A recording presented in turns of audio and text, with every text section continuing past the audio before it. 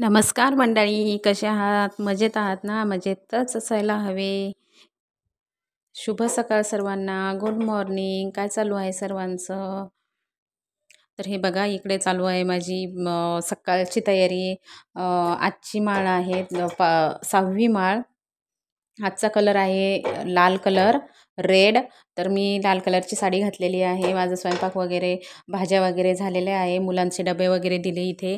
आणि आज डब्यामध्ये काय मुलांच्या खिचडी वगैरे असं काही 2-3 प्रकार 1-2 भाज्या केल्या, ते दिल्या. मुलं गेले शाळेमध्ये. आणि हे बघा, इथं बनवली ती थोडीशी खिचडी.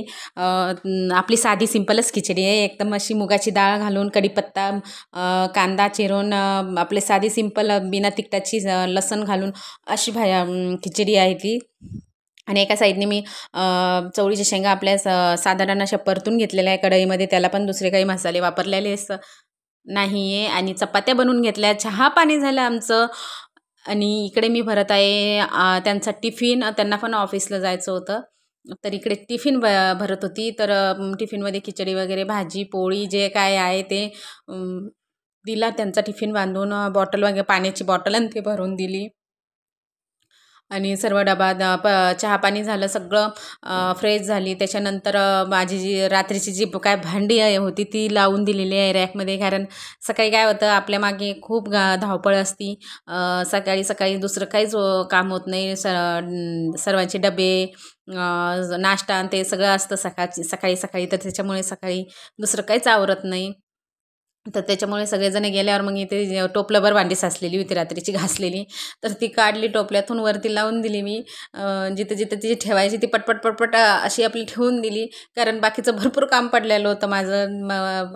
आणि समोर गेली. समोर हॉलमध्ये पण काही पसारा होता थोडासा, तो पण आवरला. कारण रात्रीचे दिवसभर रात्रीची मुलं काय करतात, इकडं तिकडं सगळा पसाराच पांगून देतात. जिथं ती वस्तू पडली तिथंच पडलेली राहते. तर जी होती ती आवरून घेतली. आणि त्याच्यानंतर परत मोबाईल असा फिरवला माझा गॅसवट्याकडे. आणि इकडनं लावला, तर इकडे मी घासत होती आता भांडी. तर हे बघा, नाश्त्याची, चहा पाणी, स्वयंपाकाची अशी लई मोठी भांडी पडलेली होती. सगळी अशी पटपट पटपट सगळी अशी रखडून घेत आहे, भांडे घासून घेत आहे. जे आपली दनापट करून पटपट घासून घ्यायची जी आहे ती भांडी पडलेली. कारण पटपट काम आवरलं तर पुढचं समोरचं काम, कारण धुणं भांडे भरपूर टाईम असतो आणि मग दिवस जातो त्यामध्ये, हळूहळू जर करत बसलं तर. त्याच्यामुळं मग पटकन मग मी सगळं बाकीचं काम आवरायच्या आधी इकडे जी काय माझी भांडी होती ती घासायला घेतली. आणि ते मिठाची बरणी पण रिकामी झाली होती. काचेची आहे ती, मोठी आहे.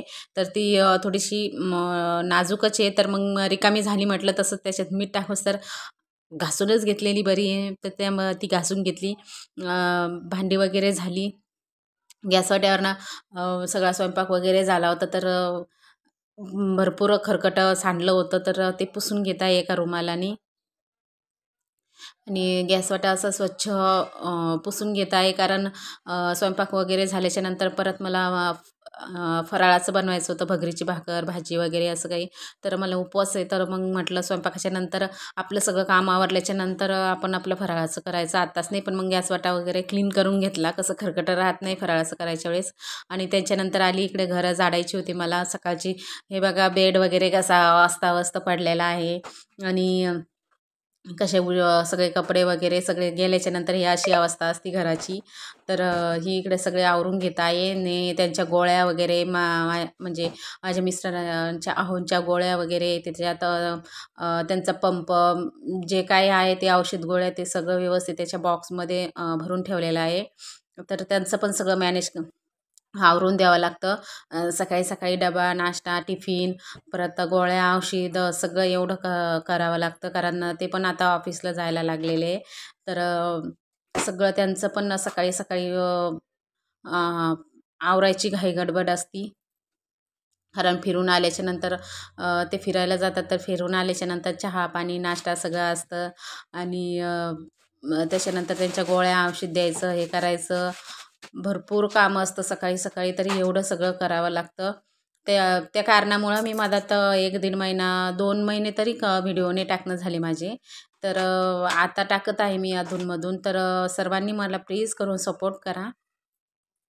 आणि हे बघा कम्प्युटरच्या समोर कम्प्युटरवर काम करायला बसले होते रात्री. जसे समोर भरपूर असं सामान पसारा करून ठेवला होता.